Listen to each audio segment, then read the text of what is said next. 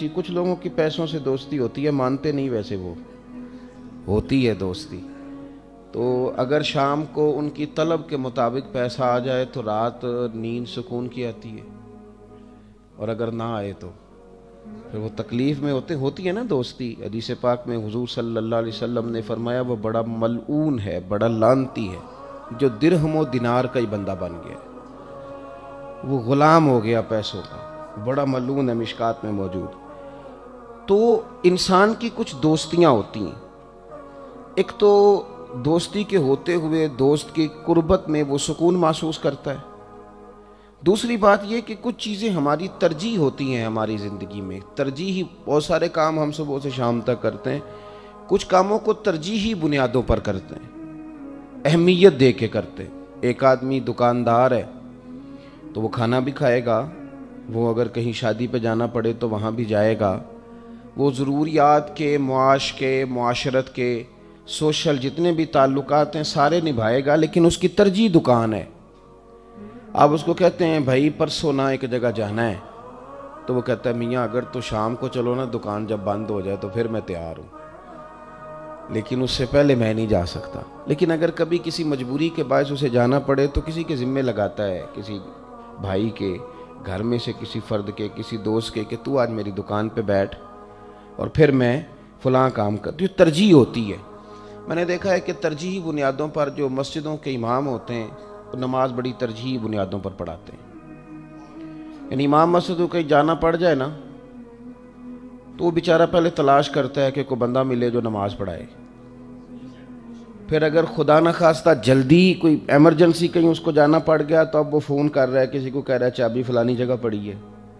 अगरचे मानते नहीं लोग इमाम की खिदमत को, तस्लीम लोग नहीं करते, लेकिन जितनी अहमियत के साथ, तवज्जो के साथ ये लोग ड्यूटी करते, क्योंकि तरजीह नमाज है कि मैंने वक्त पे जमात करानी है।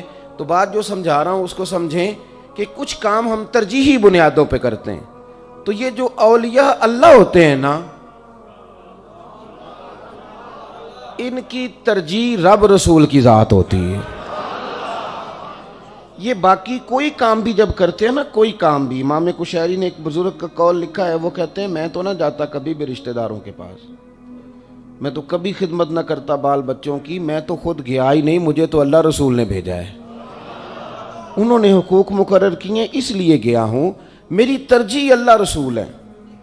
तरजीह एक तो याद रखें कि अल्लाह का वली वो कहीं और सुकून महसूस नहीं करता, चूँकि दोस्त के पास सुकून महसूस करता है, रब के बंदे को भी मुसल्ले में सुकून महसूस होता है, उसे भी दुरूद व सलाम में सुकून महसूस होता है, उसे भी ना वो कहीं ना कहीं से जिस तरह भी करके वो आए, वो कोशिश करता है कि मेरे ना 4 नफल हो जाएं, कुछ 4 तस्बीहात पढ़ लूँ, चूँकि दोस्त है ना तो किसी न किसी सूरत में अपने आप को वो ईजी करता है। और अगर सुकून मिलने लग जाए शोहरतों में, नारों में, तस्वीरों में, सुकून मिलने लग जाए कुछ और कहानियों में, फिर थोड़ी सी अपनी इस्लाह पर तवज्जो देने की ज़रूरत पड़ती है, फिर इंसान को नए सिरे से चीज़ों पर गौर करने की ज़रूरत पड़ती है। अल्लाह वालों की एक तो उन्हें सुकून, वो कोशिश करते हैं कि कोई लम्हा मिले, को थोड़ी सी गुंजाइश मिले, को थोड़ा लोग हटें ताकि मैं जल्दी से मुसल्ले पे बैठूं, मैं ज़रा जल्दी से ना। आप देखिए ना रसूल पाक सल्लल्लाहु ताला अलैहि वसल्लम की सुन्नत मुबारका हमारे लिए क्या है। हुजूर बड़ा काम करते थे। दुनिया में सबसे ज़्यादा मसरूफ़ वो शख्स होता है जो ज़हनी तौर पर मसरूफ़ होता है। जिस्मानी थकावट के जो काम होते हैं वो आप जब करते हैं तो रात अच्छी तरीके से सोएं, सुबह उठें तो अल्लाह ताला आपकी थकावट को दूर फरमा देता है। और कोई एक आध गोली अब आ गई हैं मार्केट में, दवाइयाँ कुछ ले लें तब भी जिस्म नॉर्मल हो जाता। जो लोग ज़हनी काम करते हैं ना, आसाबी थकावट का काम, बहुत सारे सवालों के जवाब देना है, और नबी पाक सल्लल्लाहु अलैहि वसल्लम की आप हयात मुबारका को देखें तो कुछ लोग आ रहे हैं जिन्हें दीन के बारे में सवाल करने, और एक मुनाफिकीन का टोला है जो नई नई साजिशें कर रहा है, उनकी साजिशों पर उम्मत को मुत्तले करना है, लोगों को बतलाना है। फिर एक तीसरा ग्रुप है जो बार बार हमले कर रहा है, कुफार मक्का का, कुरैश हैं, उनके साथ अलग से मुकाबला। اور پھر جو لوگ کلمہ پڑھ گئے ان کی تربیت، جنگیں تو آخری دن تک جاری رہیں، تو ایسا نہیں فرمایا کہ پورا دین پھیل جائے گا تو پھر اپنے لوگوں کی تربیت کریں گے، ان کو بھی حضور نے جگہ جگہ ایک ایک بات پر باریکی کے ساتھ رہنمائی کرنی ہے۔ یہ ساری مصروفیات دینی اخلاقی ساری حضور کی تبلیغی خدمات ہیں۔ یہ بڑا سخت مشقت والا کام، اتنا مشقت والا کہ رب کریم نے فرما دیا طٰہٰ ما انزلنا علیک القرآن لتشقیٰ، محبوب قرآن اس لیے تو نازل نہیں کیا تھا کہ آپ مشقت میں پڑ جائیں۔ تو مشقت کر کے حضور دین کا کام کرنے لگے، لیکن ایک وقت ہے خاص رب کریم کے ساتھ یہ بھی سارا وقت اللہ کے ساتھ گزرتا ہے، لیکن ایک خاص وقت وہ کیا ہے؟ سیدہ عائشہ صدیقہ فرماتی، مسلم شریف میں حدیث ہے، فرماتے ہیں حضور میرے بستر میں تھے، اپنے بستر نور میں، تو فرمانے لگے عائشہ اگر تو اجازت دے تو میں اپنے رب کی عبادت نہ کروں؟ یا رسول اللہ میں کون ہوتی ہوں اجازت دوں؟ تو فرمایا حق تیرا ہے نا، وقت تیرا ہے۔ کہتی ہیں حضور میں نے کہا کہ سارا دن مشقت والا کام، اور اتنا مشقت والا کہ رب کریم نے فرما دیا کہ محبوب اس لیے تو نہیں نازل کیا تھا قرآن کہ آپ مشقت میں پڑ جائیں، اس کے باوجود حضور رات کو اٹھے، صحیح مسلم میں موجود ہے، وضو فرمایا، مصلی بچھایا۔ میں نے ویسے اپنے آپ کو مطمئن کیا ہوا ہے کہ میں رات جلسے میں ہوں، دین کا ہی کام ہے، میں نے ویسے مطمئن کیا ہوا ہے کہ میں اتنے لمبے چوڑے سفر کرتا ہوں تو یہ بھی تو سارا نفلی کام ہی ہے نا۔ سرور کائنات صلی اللہ علیہ وسلم تو ہر وقت دین کے کام میں ہے نا، ایک ایک سانس حضور کی بلاغ دین میں، پر حضور نے پھر بھی مصلی بچھایا۔ سیدہ فرماتی ہیں وضو کیا، اور یہ صحیح حدیث میں لفظ موجود ہیں، کہتی ہیں کہ ایک آیت اور ساری رات ہی میرے نبی پاک کی مصلی پہ گزر گئی، ساری رات بیت گئی، یہاں تک کہ قدموں میں ورم آ گئے، سوجتے نہیں، ہمارے قدم نہیں کبھی سوجے نفل پڑھتے ہوئے۔ ویسے یہ کہ داستان سرائی، باتیں، گپ شپ، اس کے لیے تو بڑا گھنٹوں وقت بیت جاتا ہے۔ فرماتی ہیں کہ مقدس قدموں میں ورم آ گیا اور ساری رات حضور نے عبادت کی۔ مسجد نبوی شریف سے سیدنا بلال حبشی رضی اللہ تعالیٰ عنہ نے اذان فجر پڑھ دی۔ میں نے عرض کی یا رسول اللہ صلی اللہ علیہ وسلم آپ کے صدقے اللہ اگلے پچھلوں کو معاف فرمائے گا، اتنی مشقت کرتے ہیں اللہ کے محبوب ہو کہ اتنی نماز کے پیروں میں ورم آ گیا؟ تو حضور نے فرمایا عائشہ تم نے بتایا ہے نا کہ میرے رب کے میرے اوپر کتنے انعامات ہیں، تم نے گنوائے ہیں نا، تو افلا اکون عبدا شکورا، پھر میں اپنے رب کا شکر گزار بندہ نہ بنوں؟ یہ جو خاص حضور نے وقت الگ سے نکال کے مصلی کو دیا ہماری تعلیم کے لیے۔ اللہ کا ولی ہمیشہ، شیخ شہاب الدین سہروردی رحمۃ اللہ تعالیٰ علیہ سے کسی نے کہا تھا کہ حضور اتنے سارے لوگ آئے ہوتے ہیں اور آپ جا کے مصلی پہ بیٹھ جاتے ہیں، آپ لوگوں کو وقت دیں، تو آپ فرمانے لگے میں مصلی پہ بیٹھ کے کچھ حاصل کروں گا تو آنے والوں کو کچھ بانٹوں گا نا، تو میں اس لیے اٹھ کے جاتا ہوں کہ پہلے میں کچھ لے تو لوں، میں کچھ رب کریم کی بارگاہ سے ان کے لیے طلب کروں، دعا کروں ان کے لیے، اور پھر وہ جو اللہ کے حضور سے مجھے نصیب ہو وہ میں آ کے ان کو دوں۔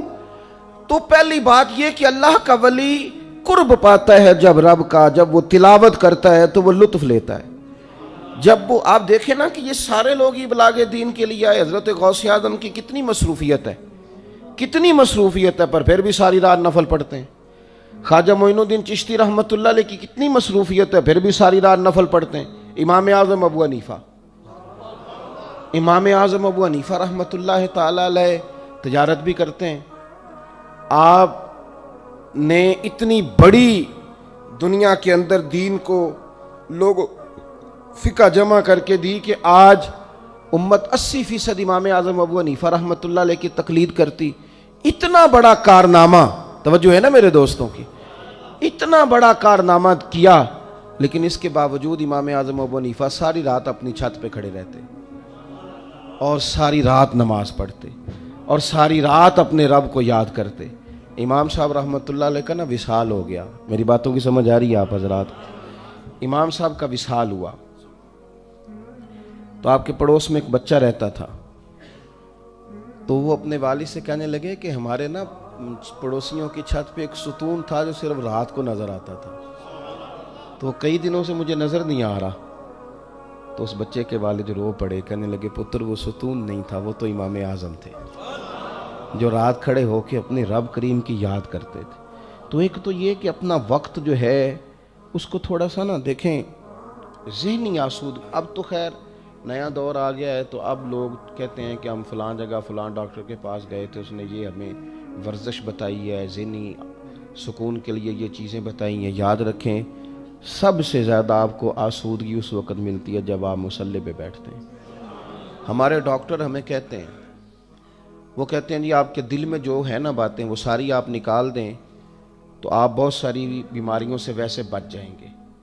اب ہوتا کیا ہے کہ کچھ دکھ بندے کے بڑے ذاتی قسم کے ہوتے ہیں, بالکل نجی قسم کی باتیں ہیں, وہ آپ کسی سے کہہ نہیں سکتے, اور بہت ساری جگہوں پہ کہیں گے تو کمزوری آئے گی.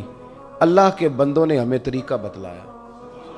وہ کہنے لگے تم مصلی پہ بیٹھو نا تو دعائیں مانگو نا, تو جو کسی اور سے نہیں کہہ سکے وہ سارا اپنے رب کریم سے کہہ دو, اللہ کے حضور عرض کر دو تاکہ بات ختم ہو جائے, اللہ رسول کی بارگاہ میں پیش کر دو. تو ایک تو انہوں نے عبادات کو وقت دیا, انہوں نے اللہ اللہ دوسروں سے زیادہ کی, اور دوسری بات یہ کہ ان کی ترجیح اللہ رسول کی ذات رہی. ترجیح ایسا نہیں کہ اللہ کا ولی روٹی نہیں کھاتا, نکاح نہیں کرتا, ضروریات زندگی کے معاملات سے پیچھے ہے, وہ سارا کچھ کرتے ہیں لیکن ان کی ترجیح دولت نہیں, ان لوگوں کی ترجیح نکاح نہیں, ان کی ترجیح شہرت نہیں. بڑے بڑے اللہ کے ولی معروف ہوئے, مشہور ہوئے, لیکن یہ ترجیح نہیں. ترجیح اللہ رسول کی رضا ہے. ترجیح یہ ہے کہ اللہ رسول راضی کیسے ہوں,